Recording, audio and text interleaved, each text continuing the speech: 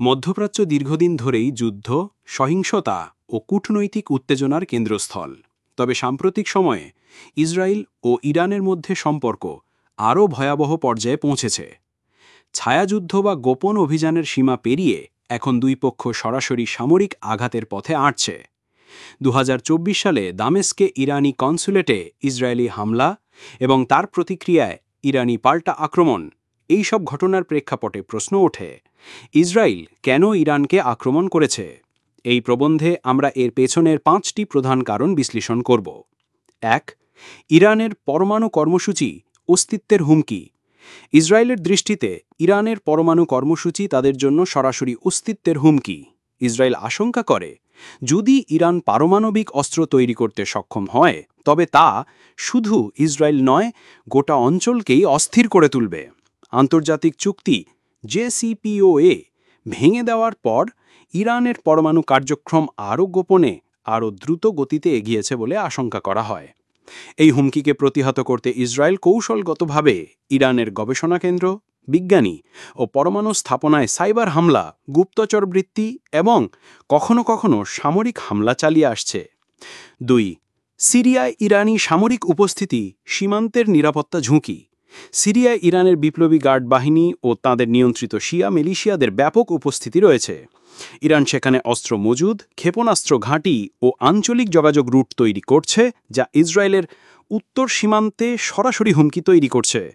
Israel আশঙ্কা করে, যদি ইরান সিরিয়া ও লেবাননে তাদের ঘাঁটি স্থায়ী করতে সক্ষম হয়, তাহলে ইসরায়েল দুই দিক থেকে ঘিরে পড়বে: উত্তরে হিজবুল্লাহ ও সিরিয়া, দক্ষিণে গাজা। ফলে ইসরায়েল আগাম ব্যবস্থা হিসেবে সিরিয়ায় ইরানি উপস্থিতির উপর বারবার বিমান হামলা চালায়। 3. হামাস ও হিজবুল্লাহর প্রতি ইরানের সহায়তা।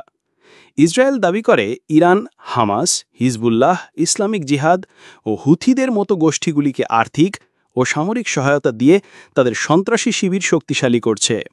গাজা বা লেবানন থেকে যখন রকেট হামলা হয়, তখন ইসরায়েল তা ইরানের নির্দেশেই পরিচালিত হয়েছে বলে মনে করে। তাই শুধু প্রতিরোধ গোষ্ঠীর বিরুদ্ধে নয়, বরং পেছনের পরিচালক অর্থাৎ ইরানকেই সরাসরি লক্ষ্যবস্তুতে পরিণত করে ইসরায়েল। 4. কূটনৈতিক ভবন ব্যবহার করে সামরিক কার্যক্রম। 2024 সালের এপ্রিল মাসে সিরিয়ার রাজধানী দামেস্কে ইরানের কনসুলেট ভবনে ইসরায়েল সরাসরি বিমান হামলা চালায়, যেখানে ইরানের কুদস বাহিনীর জ্যেষ্ঠ কমান্ডার নিহত হন। ইসরায়েল এই হামলার যৌক্তিকতা হিসেবে দাবি করে, কনসুলেট ভবনটি বাস্তবে ছিল ইরানের সামরিক পরিকল্পনার ঘাঁটি। এই ঘটনাটি বিশ্বব্যাপী আলোড়ন সৃষ্টি করে। তবে ইসরায়েল বারবার দাবি করে, কূটনৈতিক স্ট্যাটাস দিয়ে সন্ত্রাস ঢেকে রাখা যাবে না। 5. আঞ্চলিক আধিপত্য ও প্রতিদ্বন্দ্বিতার অংশ।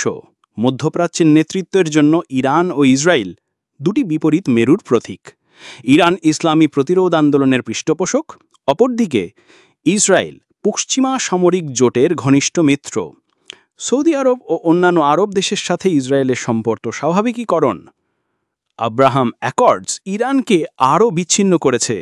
ফলে নিজেদের আধিপত্য ধরে রাখতে ইসরায়েল শুধু নিজস্ব নিরাপত্তাই নয়, বরং ইরানের আঞ্চলিক প্রভাব খর্ব করাকেও লক্ষ্য হিসেবে নিয়েছে। ইসরায়েলের ইরান আক্রমণ নিছক প্রতিশোধ বা প্রতিক্রিয়া নয়, এটি কৌশলগত, নিরাপত্তাভিত্তিক এবং রাজনৈতিকভাবে পরিকল্পিত এক আঘাত। ইরানকে দুর্বল করার, প্রতিরোধ গোষ্ঠীগুলিকে কোণঠাসা করার এবং বিশ্বকে দেখানোর যে ইসরায়েল প্রয়োজনে যে কোনো মূল্যে আত্মরক্ষা করবে। তবে এর পরিণতি হতে পারে ভয়াবহ, কারণ এক পক্ষের আক্রমণ অন্য পক্ষের পাল্টা প্রতিক্রিয়া ডেকে আনছে, যার ফলে গোটা অঞ্চল এখন আরও যুদ্ধের দিকে এগিয়ে যাচ্ছে।